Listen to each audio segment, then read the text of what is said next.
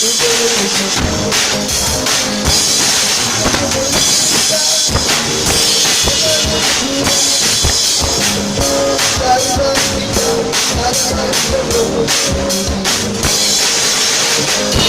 mga Manoy, hello mga Manay. Welcome to my channel. This is Seal and this is Silbal channel. Please subscribe. Thank you.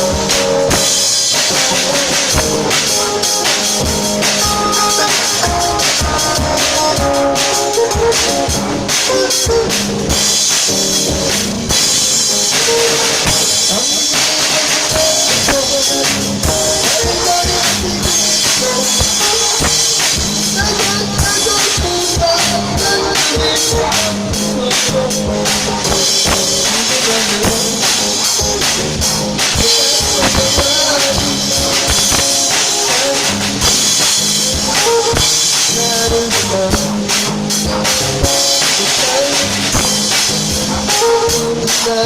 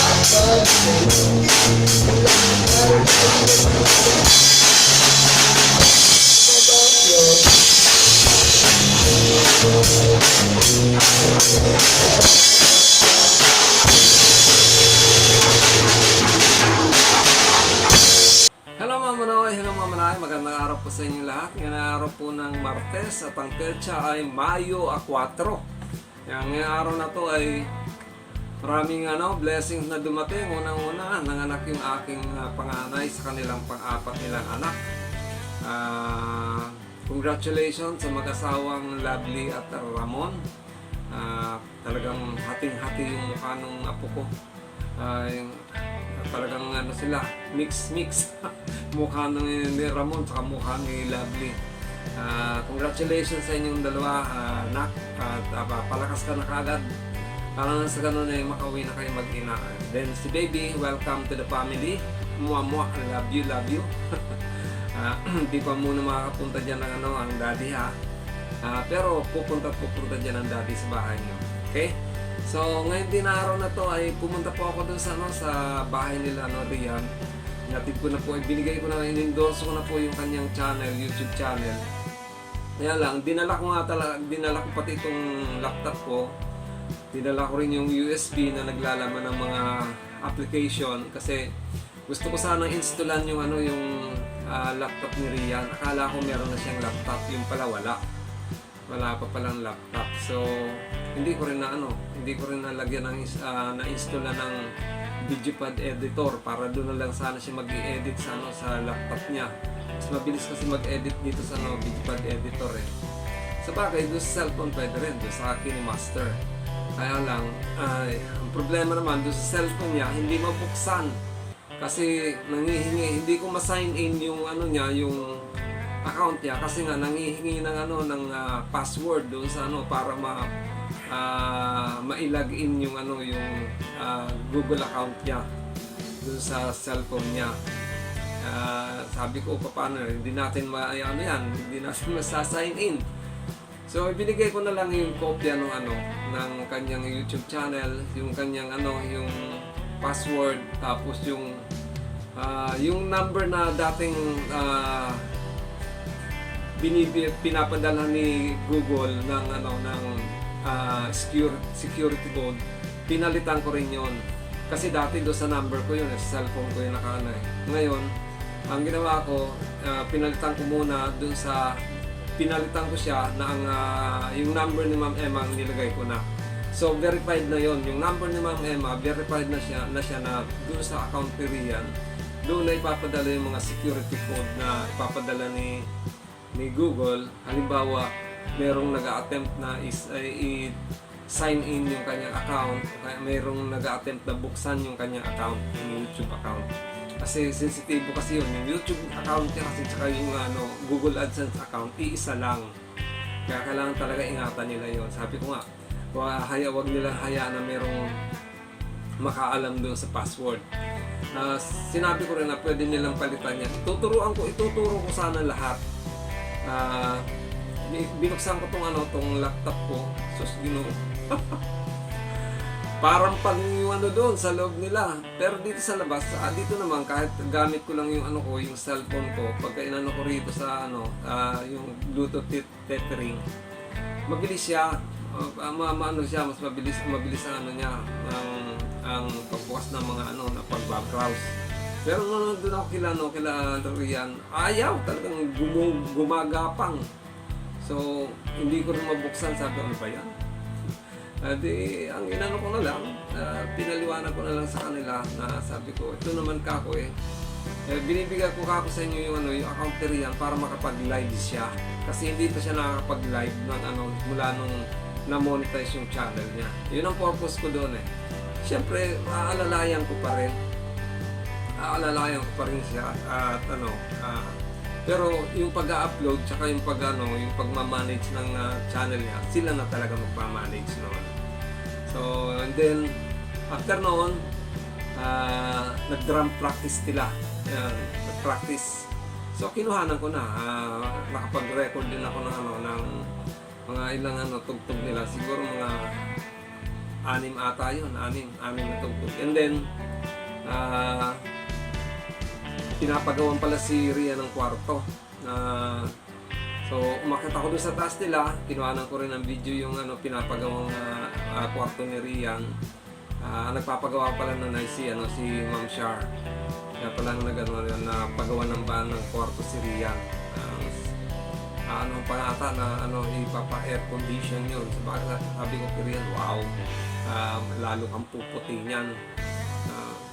Sabi ko kay Rian kung hindi ba siya natatakot na mag-isa lang siya doon sa kwarto niya. Sabi niya, hindi daw. Pero okay yun, pagka natapos yun, maganda siya. Maluwag para kay Rian kasi siya kahit dalaga na si Rian, kasi tamang-tama lang yung kwarto doon sa para sa kanya yung kwarto na yun.